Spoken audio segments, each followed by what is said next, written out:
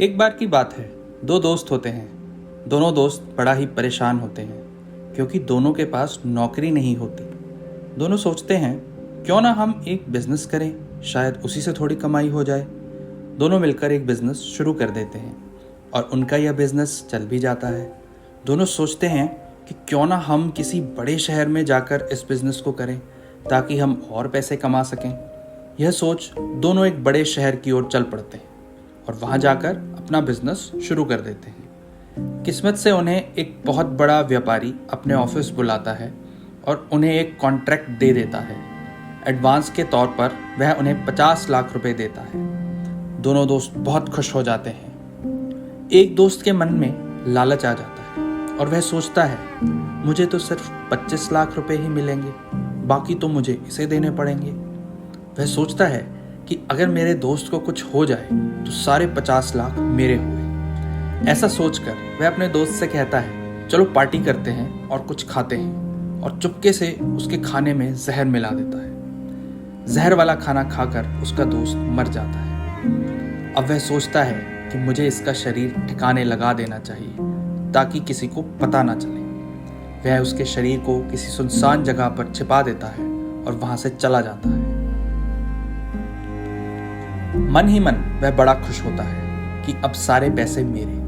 कुछ दिनों बाद वह अपने शहर वापस चला जाता है। दोस्त के घर वाले भी उसके पास आते हैं और पूछते हैं कि हमारा लड़का भी आपके साथ गया था, वह कहाँ है? तो यह व्यक्ति रोना सा चेहरा बनाकर कहता है आपके लड़के को कोई बीमारी लग गई थी जिसके कारण वह बच ना सका, और अस्पताल वालों ने उसका शरीर देने से भी मना कर दिया ताकि ये बीमारी फैल ना जाए, लेकिन उसके हिस्से के 5 लाख रुपए मैं आपको दे देता हूँ।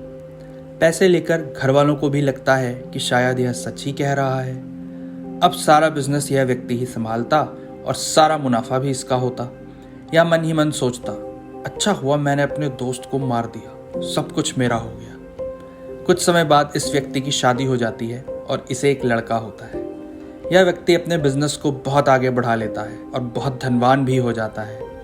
धीरे धीरे इसका लड़का बड़ा हो जाता है और कॉलेज जाना शुरू कर देता है। अचानक से इसका लड़का बीमार पड़ जाता है और बीमारी बढ़ती जाती है।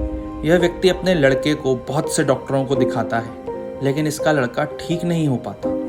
अपने पुत्र की यह दशा देखकर वह बहुत परेशान हो जाता है और सोचता है कि अब मैं क्या करूं। वह अपने लड़के को शहर के सबसे माने हुए डॉक्टर के पास ले जाता है और उसका इलाज वहां शुरू करवाता है। डॉक्टर कुछ महीने इलाज करके इस व्यक्ति से कहता है आपका लड़का ठीक नहीं हो सकता, इसे कोई ऐसी बीमारी लगी है कि इसका बचना मुश्किल है।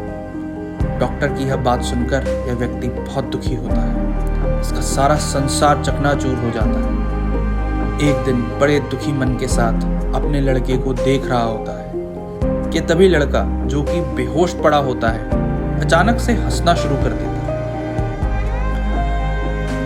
अपने लड़के को ऐसे हंसता देखकर यह व्यक्ति आश्चर्यचकित हो जाता है और उससे पूछता है हंस क्यों रहे हो, क्या तुम ठीक हो गए? लड़का कहता है लगता है तूने मुझे पहचाना नहीं, ध्यान से देख और पहचान मुझे। मैं वही दोस्त हूँ तेरा जिसे तूने जहर देकर मार दिया था और मेरे सारे पैसे अपने पास रख लिए थे। तूने मेरे 20 लाख रुपए रखे थे, उसमें से 19 लाख रुपए तूने मेरे इलाज में खर्च कर दिए हैं। बाकी बचे हुए पैसों से मेरा अंतिम संस्कार कर देना, फिर तेरा मेरा हिसाब पूरा। यह कहकर वह लड़का प्राण त्याग देता है। उसके पिता के आश्चर्य और दुख का ठिकाना नहीं रहता। उसे अचानक से सब याद आ जाता है कि कैसे उसने अपने दोस्त को जहर देकर मार दिया था। अपने मृत लड़के के शरीर को देखकर वह अधमरा सा हो जाता है। उसके अंतिम संस्कार की तैयारियां शुरू करता है और अपने पुत्र का अंतिम संस्कार करके वह सब कुछ त्याग कर वन की ओर चला जाता है, तपस्या और पश्चाताप करने। उसे यह बात समझ में आ जाती है कि यह उसके कर्मों का ही फल है। जैसा उसने किया वैसा ही फल उसको मिला। जितना दुख उसने अपने दोस्त के परिवार वालों को दिया वैसा ही दुख उसे झेलना पड़ रहा है। दोस्तों, हमेशा अच्छे कर्म करो, क्योंकि अच्छे कर्मों का अच्छा प्रभाव पड़ता है और बुरे कर्मों का प्रभाव बुरा होता है। प्रकृति ने इस सृष्टि को कुछ ऐसे बनाया है कि यहाँ हर जीव एक एल्गोरिदम से बंधा हुआ है। अपने कर्मों के अनुसार ही उसे जीवन मिलता है और उसी के अनुसार जीवन के सुख दुख। यदि हम अपना इंटरेस्ट देखते हुए किसी के साथ कुछ बुरा करते हैं तो याद रखें आपके साथ भी वैसा ही होगा। बात सिर्फ इतनी ही है, तुरंत हो सकता है या कुछ वर्ष बाद, किंतु होगा ज़रूर। अगर यह बात समझ में आ जाए तो इससे एक ही निष्कर्ष निकलता है, अच्छे काम करो, दूसरों की सहायता करो और कभी किसी के साथ कुछ भी बुरा मत करो।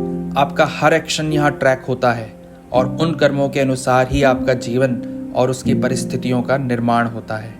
अगर जीवन को खुशी से जीना है, सारी सुख सुविधाएं चाहिए, तो एक ही मंत्र है, अच्छे कर्म करो, बुरे कर्म कभी ना करो।